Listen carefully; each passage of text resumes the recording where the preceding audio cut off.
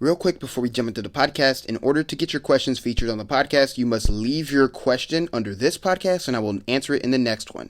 In order to know if your question will be answered in the next podcast, I will like your question. Thank you for listening. Let's jump right into it. What's up, everybody? UFC 267 just wrapped up, and I gotta say, one of the best cards that I've seen in a while. From the freaking prelims all the way to the main card, this card was completely fun. Fun fights literally everywhere. And I gotta say, all the fights that I at least watched delivered. I gotta say, if there was a boring fight or a fight that was the least spectacular on the card, it wasn't even boring. But it was Volkov versus Tabora. That fight was still entertaining. It wasn't even boring. It's just I felt like it maybe delivered the least on the card, and that's saying a lot. That should show you how good this card was. And on top of that, I felt like it was a really smart play by the UFC brass to make this event free, because there's nothing to bring in more fans than a free event loaded with superstars and have the card deliver the way that it delivered. We had a few hiccups, meaning that one terrible, god-awful ref on the prelims. I mean, if you didn't watch that fight, go back and watch that fight. I forgot the guy's names, but I'm sure you can look it up. The guy was absolutely awful. But other than that, dude, the card delivered everywhere. And speaking of the prelims, let's talk about Amanda Ribas beating, Verna Yanderova by unanimous decision. That was even a fun fight. One of the most sloppiest striking performances that I've ever seen in the UFC cage, but still an entertaining fight, and I'm happy for Amanda Ribas. I mean, how can you hate a girl like Amanda Ribas? Honestly, she is a freaking sweetheart. She clearly outstruck the girl. I thought that she did a good job, and that was a bounce back from her last loss. Honestly, I feel like she has reestablished herself in her weight class now, and now it's just improve, and I can give her a few cues on where to improve. She still does need to improve her striking, and that's for Verna Yanderova. I mean, if you get outstruck by Amanda Ribas, let's just say your game needs work everywhere. But other than that, the prelims were fun. Let's head into the main card. But without further ado, I really wanted to talk about the co-main event, because in my opinion, this is what stole the show for me, and this was already my main event. This was kind of like, it may not have been the people's main event, but this was my main event. I was more excited for this fight than I thought for any other fight, because I just thought that it was the most competitive on the card, and it turned out it was, honestly. If I'm being honest, how good is Petr Yan? How good is he? I thought Corey Sandhagen was going to show him, a bunch of errors in his game, because Petr Yan kind of walks forward, hands up, leaves the body open, and just kind of relies on his pressure and his high-level boxing. Well, if it ain't broke, don't freaking fix it, Corey Sandhagen was able to exploit him in some areas, and it was very competitive up until the end. Dude, what the heck was Petr Yan throwing? That spinning back fist into a punch? Incredible. I've never seen anything like that in my life used in the cage. I mean, I'm talking about, that's some type of stuff that prime John Jones would have done. I mean, not only is Petr Yan getting better with his overall striking game. If you guys watch Petr Yan in his early days, I mean, the guy used to walk into stuff like takedowns. He used to just walk forward with his hands high, eat body kicks, leg kicks. Even though he did a lot of this in this fight, he still ate a lot of leg kicks and body kicks. Honestly, he kind of he throws you off your game plan, because not only does he hit hard for that bantamweight division, he also has this pressure that it's eventually you're going to walk into something. I mean, he walked Corey Sandhagen down and just did not take a step off the gas pedal. I mean, he kept his foot on the gas pedal, because he kind of knew. It's almost like he knew. He's like, eventually I'm going to get him. As for Corey Sandhagen, this is why I predicted Petr Yan to win, because Corey Sandhagen kind of crumbles under the pressure. Let's be honest, TJ Dillashaw was out for over 2 years. And he went out there and he pressured Corey Sandhagen, made Corey Sandhagen make a lot of mistakes. And, Anthony Smith really said it best. Corey Sandhagen kind of fights without a finish line. It's like the guy kind of throws stuff at the wall and hope it sticks. And, in this fight, it just looked like his game plan was to outstrike Yan, just to outwork him. No, there wasn't really no strategy to finish him. There wasn't really just, it looked like a game plan, maybe attack the legs, make him dead in that leg, or attack the body, make him do this, do that. No, it just looked like to completely just try to outclass him, which that only goes so far, man, at the top of this division. Corey Sandhagen needs better strategy is what I'm saying. He can't just rely on throwing flashy techniques like flying knees and his boxing and his overall striking game, because this will happen. You'll get out-techniqued by a master technician, which is literally what happened. Petr Yan walked him down, landed vicious combos towards the end of the fight, because early on Sandhagen proved to be very difficult for Yan. Made Yan miss a whole lot. Made him miss more than I've seen him miss in the cage, which I kind of predicted. But I also predicted that Corey Sandhagen was going to slow down and crumble under the pressure, which he ultimately did. And, you know, people were arguing. I'm talking about people are deluded online. They're saying that Sandhagen won this fight. I mean, these people were the same people that were trying to argue me that he beat Dillashaw. Dude, I'm going to say this one more time. Sandhagen lost to Dillashaw, and he clearly lost to Petr Yan. I had it in the Dillashaw fight. Call me crazy. Every single round was competitive. Every single round was competitive. But I had it 4-1 Dillashaw when I watched it in the beginning. Then I rewatched it, and then I was like, you could give it 3-2. And then I watched it again, and I was like, there's no way that I could give Corey Sandhagen more than one round. I couldn't even give him the 5th round. Because people say in the judging criteria that pressure and, grappling isn't in the judging scoring criteria unless it's, quote, effective grappling. Well, if you're holding a man against the cage and he can't move, that is effective grappling, idiot. You can't. Imagine this in a street fight. You grab somebody, you shoot in for a takedown, and you grab somebody and you pin them up against the car. I've used this already, but you pin them up against the car, and they can't move from the car. Who are you saying is winning the fight? If I'm a guy, if me and you get in a street fight and I'm pinning you up against the wall and you can't get away from it, to me, that is, you're clearly holding an advantage against that guy. They can't freaking move. And yes, that is in the judging criteria, and that is why TJ Dillashaw won, because they judged that fight actually pretty smartly. I don't know why people still argue that Sandhagen won. Sandhagen did not win that fight. But this isn't about Dillashaw and Sandhagen. This is about Sandhagen and Petr Yan. Well, not only did Petr Yan effectively pressure Corey Sandhagen, he outstruck Corey Sandhagen and landed the more damaging shots. That was the argument for the Dillashaw fight. Well, Sandhagen landed more damaging shots. Well, Petr Yan landed way more damaging shots than Sandhagen, so what?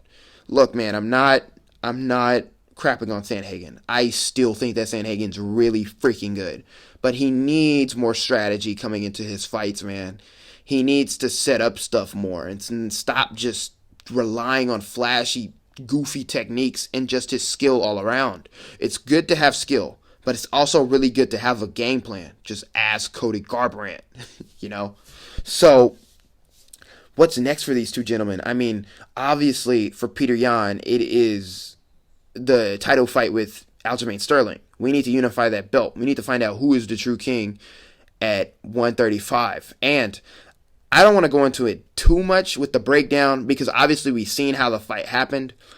But I got a video coming out about Aljamain Sterling because people are criminally underestimating him. And I get it because of the way the other fight went. But you guys are acting like, you know, this is a second fight. Every fight is different. Every fight is a different fight. Yes, they come in with the same amount of skills and they come in with the same styles. But game plans are different. You guys act like Aljamain Sterling hasn't rewatched that fight a million times and know what to do in the second fight.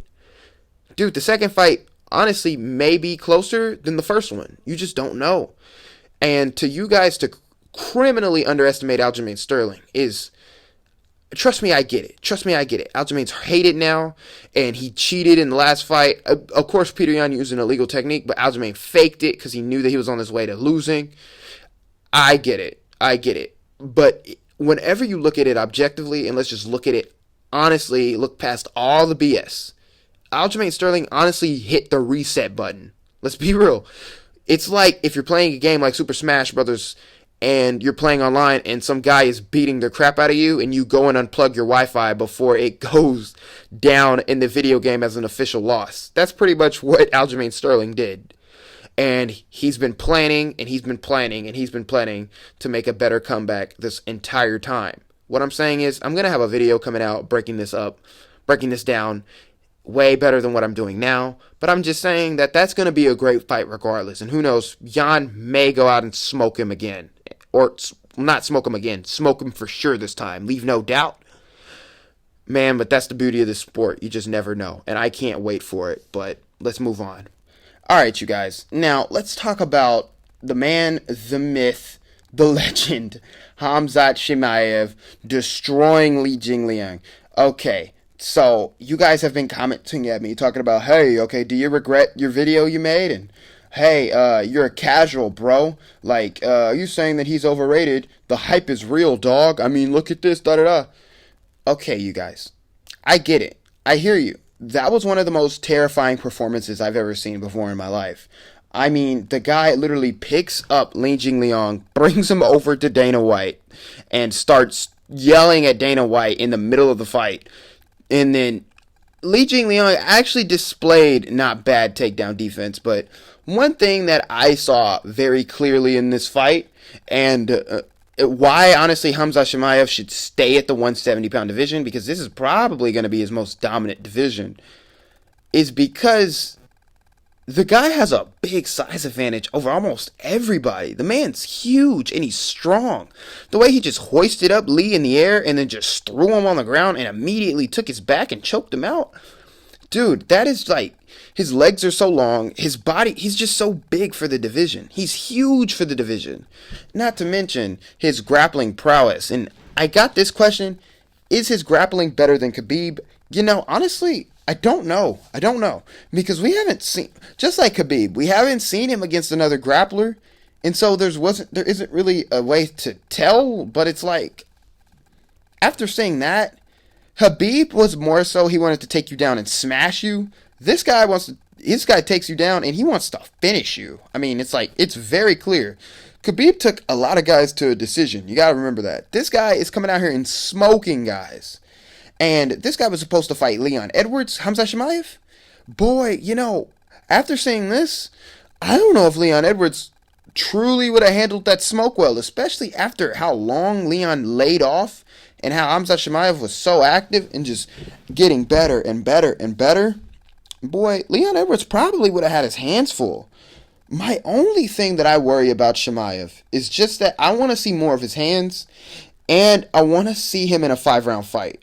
But, you know, he may not ever get there. That's true. I mean, like, he may just keep strangulating guys and making them tap out. I mean, winning is winning, honestly. We may not ever see this guy go 5 rounds if he keeps taking guys down and just finishing them like that. But look, do I backtrack on my claims?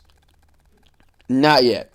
He beat Li Jingliang, which whenever you look at this fight and you look at this matchup with the magnifying glass and you really break it down and see past all the BS, Li Jingliang, if you look at his fighting history, is a tailor-made matchup for Khamzat Chimaev in the top 15. I'm just being honest. And look, I understand the trolls are going to come at me and be like, I'm not giving Khamzat his credit. I am 100% giving Khamzat his credit. I'm just saying, Li Jingliang has a hole and has a weakness to grapplers, especially grapplers who pressures him. I'm just being real. And I was kind of blinded to it when I made the video, but then I really did some research. Li Jingliang has a weakness to styles like Khamzat Chimaev's. And they fed him Li Jingliang, a top 11 opponent, which is obviously going to get him hype, which is obviously going to get the people talking. And he capitalized on it. I mean, smart business move by the UFC, and even smarter move by Khamzat Chimaev's team. This guy was supposed to fight Luke Rockhold, and you got to think, at the 185-pound division, what makes Khamzat Chimaev so dominant is his size and his strength. Which enables him to impose his high-level wrestling and just high-level grappling on you. And in my opinion, this is like, he has a more dominant style than Khabib, because he's bigger than you, he's stronger than you, and he has that Dagestani Russian-style wrestling that made Khabib so successful in the first place. I mean, what can you say about that? The guy is a very experienced grappler. There is nothing to critique about his grappling. He is a fantastic grappler. I only want to see his gas tank, and I want to see more of his hands. That's it. That's it. I really want to see somebody test him. Who are they going to choose next? Honestly, make the Michael Chiesa matchup. Michael Chiesa was acting like he was down for it. After seeing this, I don't know if he's going to be so down for it after this. But he acted like he was. I would love to see that. He'd go up against another grappler. I honestly think he'd smash Chiesa. After seeing this, he might smash Chiesa. And if he smashes Chiesa in a dominant way, then yes, I will backtrack on my video. I will make an update video talking about how I was wrong about him being overrated. If he beats and dominates Michael Chiesa, he's not overrated. He's not overrated. And then they're going to feed him guys like Masvidal or Colby and try to make a superstar out of him. But from what it looks like his next fight might be Nate Diaz. And boy, if you're a Nate Diaz fan and you hear some news like that, oh gosh, dude, honestly, the Diaz brothers clearly have a hole in their wrestling. They have a weakness towards wrestlers.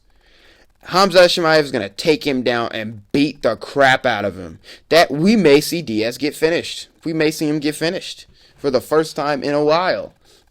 Because, dude, I don't know how Nate is going to tough through that. How the heck are you going to tough through that? Getting taken down and smashed? Maybe his jiu-jitsu, because then technically Chimaev will be fighting another high-level grappler, but let's be real here. I mean, if he can pass Diaz's guard, dude, it's over. It's over. He's going to pound him into a pancake. Man, this is crazy, bro. This is crazy. Hamza Chimaev, that was one of the most dominant performances. Honestly, probably the most dominant performance of the year. Do I take back my claims, basically, to answer your question? Not yet. Not yet. But I want to see him fight Chiesa. I don't want to see him fight Diaz because I just feel like, I understand that would make him a star, or even bigger star. But, dude, who cares for it? I mean, he's going to beat Diaz most likely. I don't want to see it. I mean, it's just, I mean, why? That'd just be mean, you know? Just let him fight, what's his face? Let him fight Michael Chiesa. If he beats Michael Chiesa, then give him a top 5 opponent. Give him freaking Leon Edwards again, or who knows? They're probably going to give him Masvidal, especially if Masvidal loses. They might set up Masvidal versus Colby, if Colby loses to Usman, that is. But I don't know, man. Hamza Chimaev is in an interesting place, and I can't wait to see more of this guy, if I'm being real. But yeah, moving on again. Okay, so Islam Makhachev submits Dan Hooker in round 1. Okay, so if I'm being honest, this may be in contention for the most dominant victory of the night. I know I just said Chimaev's was, but honestly, this is a close second, if not tied, because you gotta look at who Islam Makhachev did this to. Islam Makhachev did this to a more skilled opponent than Hamza Chimaev did to. I mean, Dan Hooker is at the top of the lightweight division. He's not top 5, but he's up there, you know? And so, after seeing this, in my opinion, Islam Makhachev has the brightest future out of all these Russian prospects coming up, and that's including Peter Yan. Because I don't want to go into crazy detail because I'm gonna make a video about this probably coming out tomorrow or tonight if I feel generous on if Islam Makhachev is better than Khabib Nurmagomedov, because this really, after this performance, it really brings up the question. You really start asking those questions because that had me dumbfounded. It was so quick, and in my eyes, I thought Dan Hooker was going to give him problems. Dan Hooker didn't stand a freaking chance, boy. He got immediately taken down and submitted. He really just did not stand much of a chance. And that's crazy to say considering it's Dan freaking Hooker. But you know, as for Dan Hooker, I feel like he shouldn't hang his head yeah, it was pretty embarrassing that he got finished that fast, but he shouldn't hang his head too crazy, man. Because it's like, The only time this will just turn out to be a complete fat L for him is if Islam Makhachev goes on to like win the belt. Then it's gonna make it, which likely he's probably going to. Then it's gonna make it a lot harder for you to climb back up and get that title fight. Because I'm being real, that's gonna be very hard to sell. Hooker versus Makhachev too, considering you got submitted that fast. But man, it just shows you how dominant that Dagestani wrestling type is. Dude, that is just a different form of grappling over there, man. Sambo is different than jiu-jitsu. And that a Russian style wrestling is different than this American wrestling. Real talk. I mean, Islam Makhachev has better. Whenever you bring up the question on is he's better than Khabib, he clearly has better striking, right? He has better striking than Khabib did.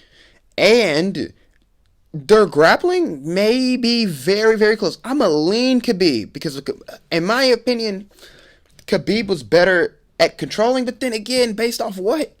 Islam Makhachev controls his opponents the same way Khabib did. Really, it all boils down to, honestly, is that Khabib has more takedown accuracy. Makhachev has better hands and better striking. That's really what it boils down to. It's like very close. But here's one thing I gotta say about Islam Makhachev is that in order to win that belt, especially if somehow Oliveira beats Poirier, he's gonna get tested in a way that Khabib never did, and that is he's gonna have to fight a high-level jiu-jitsu black belt in the UFC. A lot of people point out that Charles Oliveira may be the kryptonite to Khabib's style. A lot of people said that Brian Ortega is, but Brian Ortega that fight just wasn't gonna happen, you know. And you can argue that Charles Oliveira is a bigger threat on the ground than Brian Ortega is. You could argue it. So that is interesting. That is going to be the most interesting fight in the division because if Makhachev takes Oliveira down, will he be able to control Oliveira the same way that he controls the rest of his opponents? And going on the ground with the dangerous submission expert like Oliveira and try not to get submitted? Imagine if Makhachev submits Oliveira. Yeah, okay. That's going to be crazy. I'm not putting it out of the realm of possibility, but that's going to say a lot because Khabib has never fought a style like Oliveira. Whenever you look at Khabib's resume, he never really fought that many wrestlers or jiu-jitsu fighters or ground experts that honestly could rival him on the ground. He never did. Look at it. He never did. The closest guy was Tony Ferguson, and that fight never happened. Interesting. Yeah, so somebody said, which was funny, somebody said that Makhachev versus Charles Oliveira is like the Tony Ferguson versus Khabib Nurmagomedov fight that we never got. Honestly, yeah, to be real with you, yeah, that's going to be interesting. But I hope it happens and it doesn't fall out like the rest of them do. Maybe if Oliveira loses to Poirier, maybe he can climb back up, maybe beat a few guys, and get the title shot against Makhachev. Because Makhachev beats Poirier, I'm being honest. He beats Poirier the same way Khabib did. And maybe they can settle it like that. Honestly. If Poirier doesn't win the belt and retire, to be honest. But, yeah, interesting times for the lightweight division. I'm going to be honest, I wanted Hooker to knock Makhachev out. I'm just being real. I'm going to be honest with you guys. I wanted I wanted Dan Hooker to sleep Islam. I wanted him to slump him because I did not. I get so tired of DC, Khabib, and all of these guys with this whole Dagestani bias that they do. I'm talking about, boy, Justin Gaethje tweeted at DC, suck it harder, DC. Which is true. I mean, like, dude, shut up. You were supposed to be this 50-50 commentator. You're not supposed to be sitting here freaking massaging Islam Makhachev's crotch on stage, bro. Like, shut up. I get so sick of it. He talks about Makhachev more than Khabib does. Oh, how good Makhachev is. How good this, how good that. I just wanted him to get slept in front of DC so that DC can finally shut his big fat mouth and Khabib can go away.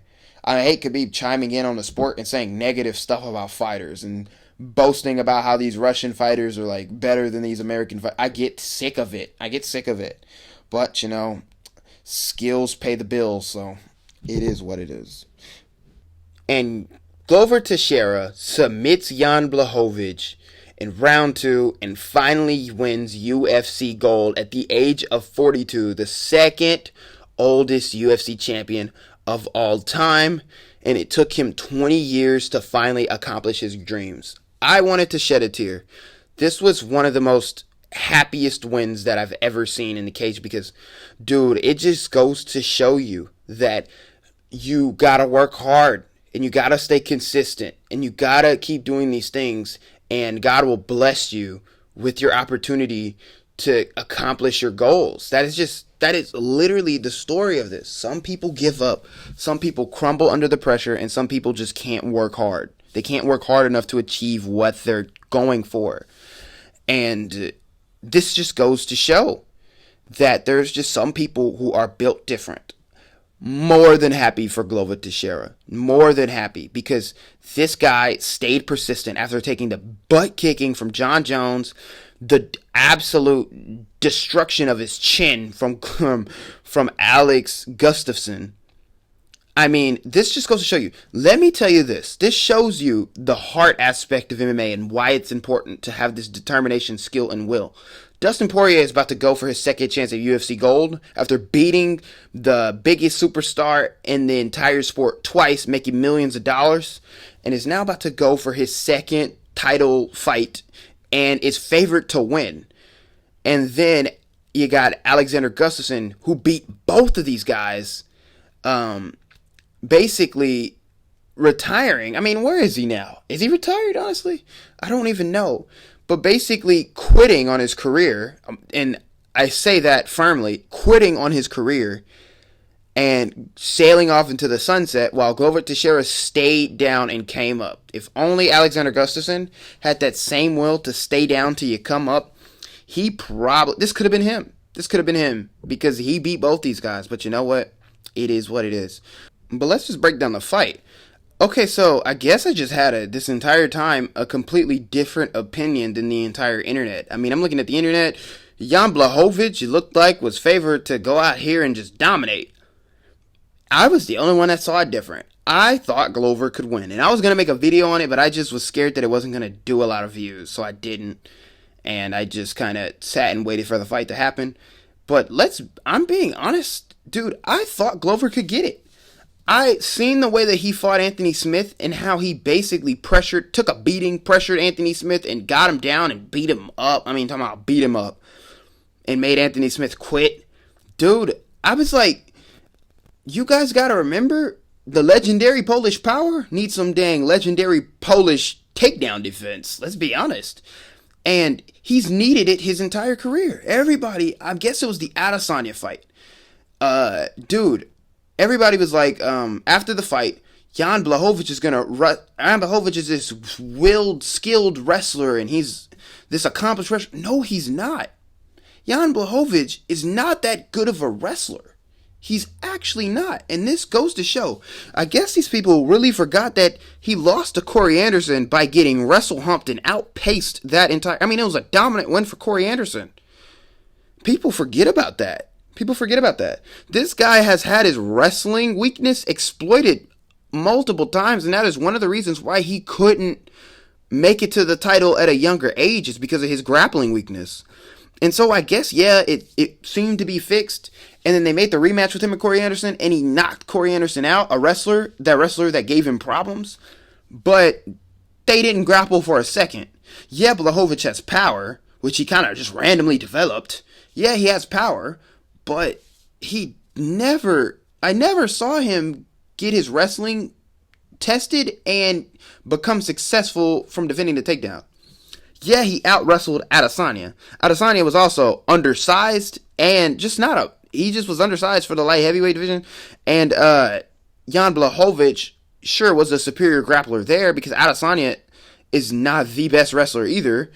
So, yeah, he out-grappled Adesanya, a striker, but he's not that good of a wrestler. He's not. And this just goes to show. Glover immediately went for a takedown, and it looked like the easiest takedown. It looked like Jan Blachowicz barely even wanted to defend it, honestly. He just willingly went to the ground. And that was kind of the story of the fight. He willingly backed up. I mean, Glover's hands, he had ultra respect for Glover's hands. Anytime Glover would throw a strike, I mean, the guy would backpedal out of there, put his back up against the fence, basically allow Glover to shoot for the legs, get him down. Jan did defend a few takedowns and also landed some good combinations. If only he would have went forward and tried to hit him more, because we all know Glover is a walking punching bag at times. The guy is susceptible to damage, especially with uppercuts, especially with your hands, especially with jabs too. But Jan just wasn't ready. He just didn't want the smoke on the feet. He just didn't. And he just allowed Glover to... It looked like that sequence that rocked Jan.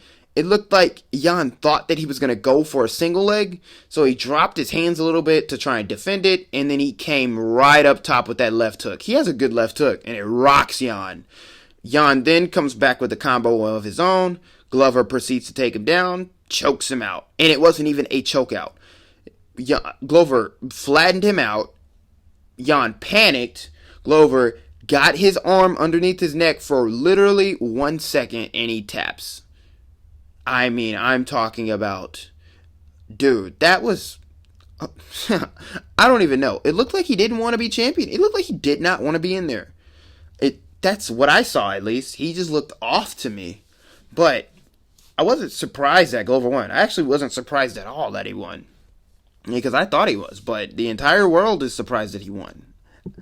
I mean, just look at whenever you break down a fight, you can't let age and the chin and all that really just look at it like that. I always famously say, I cannot bet on a fighter whose only way to win is to knock the other opponent out, because there's always a chance that that punch just doesn't land. That is the truth. And you look at the skills, like I said, the skills pay the bills, and it paid the bill for Glover Teixeira after 20 years of hard work. God bless him. But with that being said, let's jump into these questions real quick. So at the time of this recording, this is the most amount of questions I've ever received on a podcast, and that's a good thing. That means that you guys are liking the podcast, and now you guys are interacting with it, which is awesome. I love to see that. But let's jump into the first question. This comes from my boy Ram Parker. He goes, another excellent video, mate, and I completely agree with you with the analysis that Costa would not have the same success at 205. I also see prime Conor handling current Dustin Poirier handedly, but do not favor him against the current version of himself. This is largely, in my view, due to the deterioration of his timing and maybe even conditioning due to inactivity. My question would be, if Conor once returned to peak form, how do you think he would measure up against the top 15 lightweights? So basically, prime Conor McGregor against the top 15 lightweights. I'm a dude top 10, because I need to shorten your question just a little bit due to how long this podcast has already been. So, top 10. I think he beats Gregor Gillespie pretty comfortably, prime Conor, that is. And I think he beats Rafael Dos Anjos. I think he could finish Rafael Dos Anjos, maybe, but I think that he'll just zone him out the same way he did Eddie Alvarez. Tony Ferguson, demolishes Tony Ferguson. I was an advocate that prime Conor would beat prime Ferguson because Tony is just too easily hit. And you guys seen what Gaethje did to him. Conor could do something possibly just as good or even worse, especially this version of Tony. Dan Hooker knocks out Dan Hooker. I mean, Dan Hooker takes too much damage on the feet. Knocks Dan Hooker smooth out. Islam Makhachev loses to Islam Makhachev. I think he beats Michael Chandler, maybe first round KO. I'm talking, and I'm not overrating prime Conor. That's not what I'm doing. I'm just being honest. You guys got to remember how good prime McGregor actually was and how he could switch up styles. He can go from the Conor that fought Dennis Seaver, which puts you on game, the best performance Conor has ever had. Go back and watch that. It was more impressive than the Eddie Alvarez win. That Conor really does work against that style that Michael Chandler has, especially if you're going to explode into prime Conor with precision timing. Timing beats speed, remember? Yeah, Chandler gets knocked out in the first round if he explodes at Conor that way. Beneil Dariush, that's always going to be a tough fight. But Beneil Dariush is pretty chinny. He can be, at least. So that's 50-50. I can see Conor knocking him out, but at the same time, if it goes to the ground... Actually, no. Prime Conor would probably beat Dariush. Prime Conor beats Dariush. Justin Gaethje, I thought Prime Conor, I was a big advocate that Prime Conor walks through Justin Gaethje. I thought that Conor was going to show up against Dustin, but, we all saw what happened there. So I think that he walks through Gaethje, obviously beats Dustin Poirier, handedly beats Dustin Poirier. And Charles Oliveira, crazy that I'm going to say this, Prime Conor McGregor is champion. I think that Charles Oliveira doesn't move his head. Just think about that matchup. Yes, if Oliveira can get him to the ground, but Prime Conor stuffed all the takedowns from Eddie Alvarez. Remember, it was kind of tricky to shoot on Prime Conor. And Charles Oliveira doesn't have the best wrestling. Sure, he could climb and take Conor's back, choke him out, yeah, sure.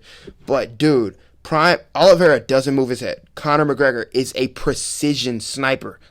Put all your biases aside. Put your hate for Conor aside. He was a precision striker in his prime.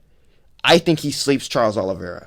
So, Prime Conor is champion. No joke, he's champion.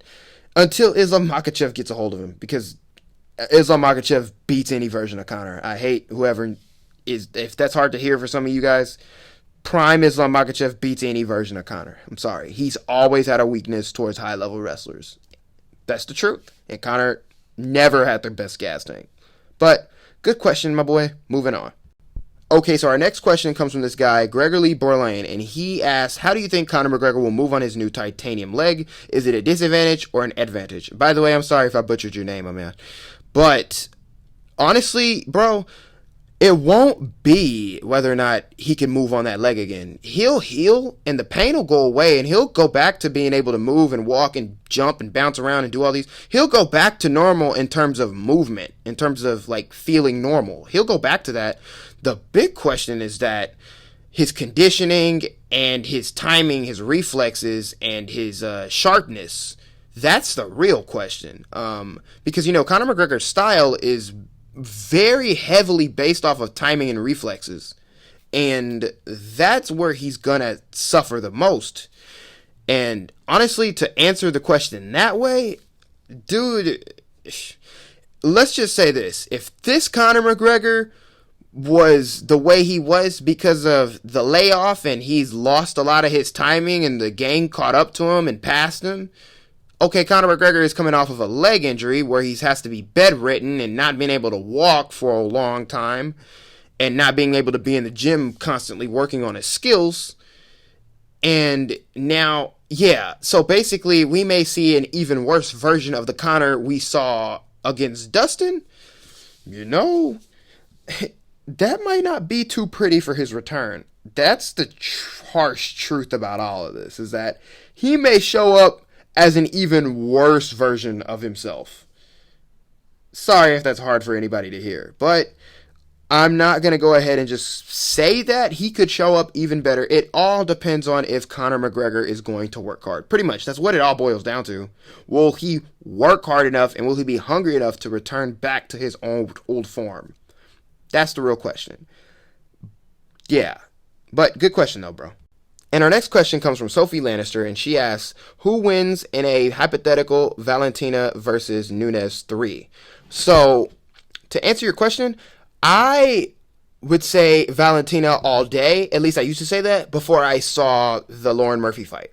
Valentina looks to be way too perfect in there. She looks to be way too technical to get a hit without getting hit and all this stuff.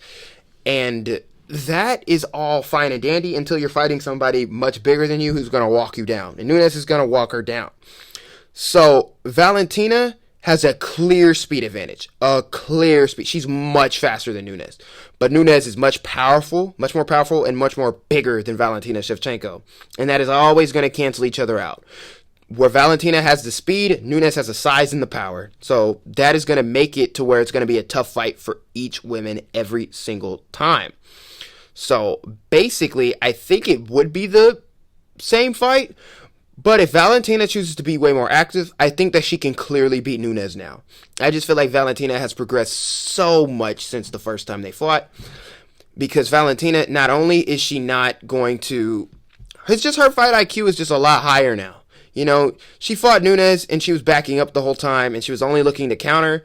If she goes forward and basically fights Valentina's fight and not try to fight the oh, I gotta look perfect at every single moment because I have a reputation type Valentina.